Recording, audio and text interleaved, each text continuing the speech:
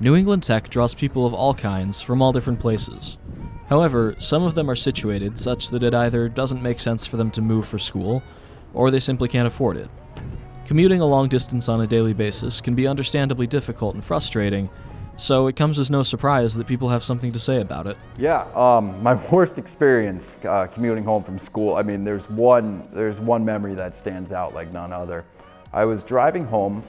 It was when it was getting dark out extremely early, so it was probably 5:40. I was coming down 95, going about 80 miles an hour, and my radio started flickering. And I mean, I'm like, okay, so my car's not in the best shape. It's kind of old, so I'm like, all right, whatever. So I'm punching my dashboard, just thinking it's gonna turn back on. All of a sudden, my dashboard lights up like a Christmas tree. I mean, every light you could think of was just bright right there in my face, just illuminating me.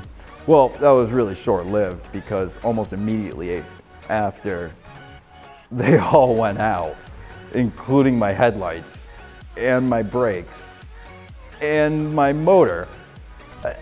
That commute could have killed me.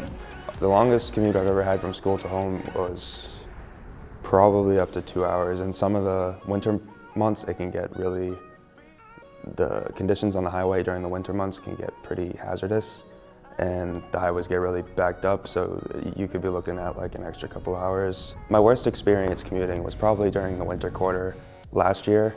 I drove here thinking that class wouldn't be canceled, and when I got to school, I got that phone call that said class was canceled. So I had to turn around, and everyone was leaving work at the same time. It was really busy on the highways, and what would normally take me an hour commute took me up to 4 hours just to get home. Of course, some students don't have it so bad. They have the good fortune to live closer or the ability to move. So let's hear what they think. I actually live pretty close to school, so my average commute time is about 20 minutes, 25 minutes. If that, I gotta stop at Dunkin', get some coffee, have a smoke. It's good. And my longest commute time, there was a snowstorm a couple of weeks ago. That took a while. I got a Jeep, so it's not too bad, but that was like 40 minutes. Plus I hit some traffic one other time, and that was like an hour, and that sucked. But just have the bagel, have the coffee, have a smoke, listen to some good music, and call it good. But, of course, the real question comes down to, if students with a longer commute had the option of living closer, would they take it? Having a shorter commute is certainly a benefit, but would they still prefer where they are over moving for other reasons? Eventually, once I graduate, I plan on moving closer because I've sort of, over the past 2 years that I've been at New England Tech, I've sort of formed a life here and the community and my friends, and I worked in Providence. So yeah, eventually once I graduate in about a year, I'm thinking about making some moves out here. Yeah, no, I've absolutely reconsidered moving closer to the school to do away with the majority of my commute.